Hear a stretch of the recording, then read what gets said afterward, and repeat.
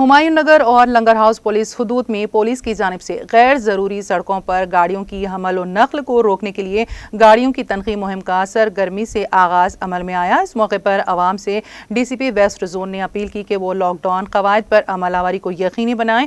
इस मौके पर मीडिया से बात करते हुए DCP west zone AR Srinivas ने तफसीलात से वाकिफ करवाया।